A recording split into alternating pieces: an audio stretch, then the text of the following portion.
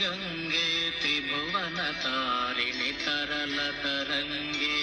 शंकरमौलि विहारिणि विमले मम मतिरास्तां तव पदकमले भागीरथि सुखदायिनि माता तव जलमहिमा निगमे ख्याता नाहं जाने तव महिमानं पाहि कृपामयि मामज्ञानम् हरिपदपाद्यतरङ्गिणि गङ्गे हिमविदुमुक्ताधवलतरङ्गे दूरीकुरु मम दुष्कृतिभारं कुरु कृपया भवसागरपारं तव जलममलं येन निपीतं परमपदं खलु तेन गृहीतं माता गङ्गे त्वय्यो भक्त किल तं द्रष्टुं नयमशक्ता पतितोद्धारिणि जाह्नवी गङ्गे खण्डित गिरिवरमण्डित भङ्गे भीष्मजननि हे मुनिवर कन्ये पतित निवारिणि त्रिभुवनधन्ये कल्पलतामिव फलदां लोके प्रणमति यस्त्वां न पतति शोके पारावारविहारिणि गङ्गे विमुखयुवति कृततरलापाङ्गे तव चेन्मातः स्रोतस्नात पुनरपि जठरे सोऽपि न जात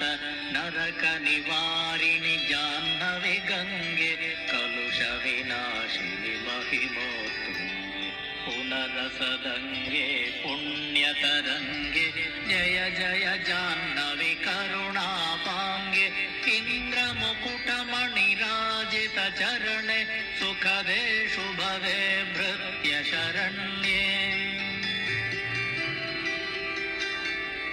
रोगं शोकं तापं पापं हर मे भगवति कुमति कलापं त्रिभुवनसारे वसुधाहारे त्वमसि गतिर्मम खलु संसारे अलकानन्दे परमानन्दे कुरु करुणामयि कातरवन्द्ये तव तटनिकटे यस्य निवास खलु वैकुण्ठे तस्य निवास वरमिह नीरे कमठो मीन किं वा तीरे शरटक्षीण अथवा श्वपचो मलिनो दीन तव न हि दूरे नृपतिपुलीन भो भुवनेश्वरि पुण्ये धन्ये देवी द्रवमयि मुनिवर कन्ये गङ्गास्तवमि मम मलं नित्यं पठति नरो यत् स जयति सत्यम् येषां हृदये गङ्गा भक्तिः तेषां भवति सदा सुखमुक्तिः मधुराकान्त